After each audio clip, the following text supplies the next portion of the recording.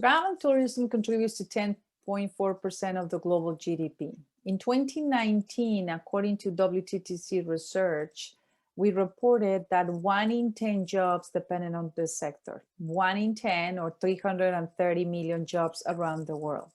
Unfortunately, in 2020, COVID came, and due to the pandemic, we have seen an unprecedented situation, an unprecedented crisis that impacted 62 million people around the world because their jobs are gone, unfortunately lost, and 100 million more are still at risk.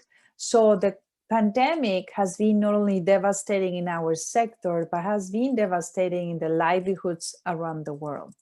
We have a struggle with the balance between a public health that is a top priority for all of us, but at the same time, we have issues with mental health, with home or domestic and child abuse, with a lot of issues, a consequence of the lockdowns and the pandemic. The challenge is that how do we achieve that balance? How do we make sure that we can resume safe travel so that we can bring back the happiness and the well-being at the same time? It is very clear that travel provides a lot of benefits to mental health. Not only help us to reduce the stress, increase the energy, the productivity, boost the corporations and the individuals that they have a chance to travel when they come back to work, but at the same time provides opportunities and helps you to reconnect with loved ones, friends, and family.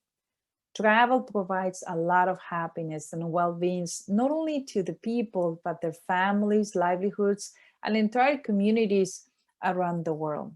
Travel also brings prosperity because when you travel, you do good and you feel good because you give opportunity to others, especially developing countries, where travel brings food to their table, when travel provides infrastructure and helps us to reduce poverty, increase education, and has a significant impact around the world.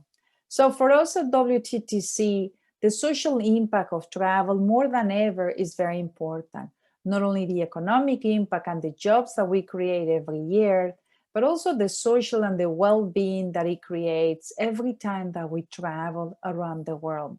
It is crucial to work together and all the governments around the world to implement a clear and good mobility protocol so that we can resume international travel in a safe and responsible way and achieve that happiness that right now we're missing.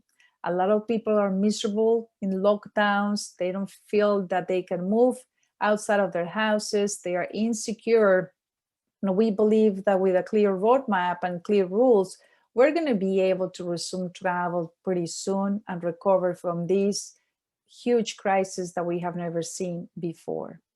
As I say, for WTTC also, the well-being and happiness has been top priority because it's at the center, it's part of our DNA and part of the benefits of the travel and tourism sector.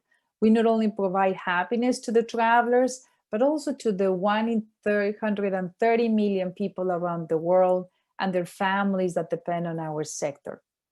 We connect with each other, we create empathy, and we create a better society when we travel and we have a better understanding. So happiness and well-being will continue being a priority for WTTC and for the global private sector around the world. Thank you.